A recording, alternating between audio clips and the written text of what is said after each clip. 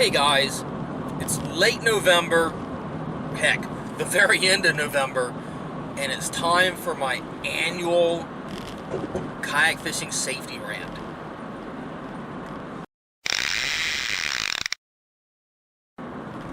So, it's the last Sunday in November, just got off the water, driving home.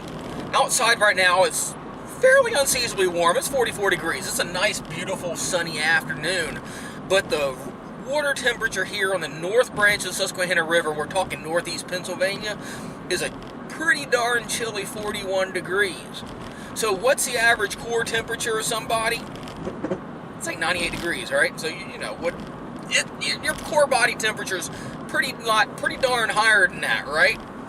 Well, how much does it take for your core body temperature to drop? Not much. So I was kind of inspired when we were out here, when Brian Swingle and I were out earlier paddling. There was a guy out there with a pretty cool looking kayak. He knew what he was doing, I guess. In Pennsylvania this time of year, by law, you have to have your life jacket on when you're on a kayak. But he did. But I couldn't tell because it was from a distance if he had his dry gear on. I do not go out on the river up here, on the water up here, this time of year without dry gear, be it dry pants, a dry top, or a full dry suit. It doesn't take much. It only takes a few degrees of water temperature below your core temperature to start getting you into hypothermia.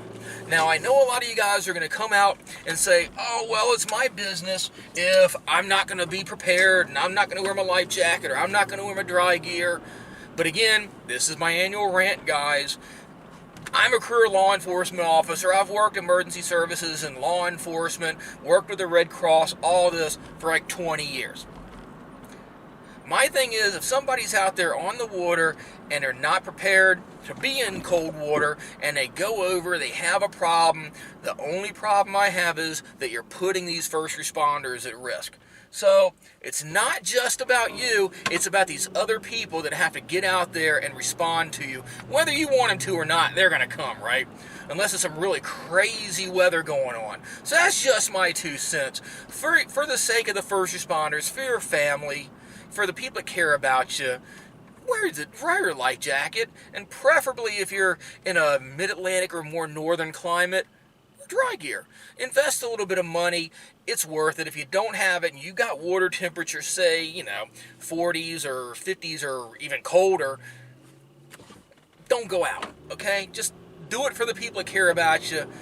Be safe on the water. So, like I said, every year about this time I start to kind of rant about it. Like I said, saw the guy out there earlier. Couldn't really tell. He might have had dry gear on. I couldn't really tell, but, in case he didn't, it motivated me to say something. So, don't forget, if you're fishing this time of year, late fall, winter, spring, get your dry gear. Fishyaker.com, the original kayak rigging video series.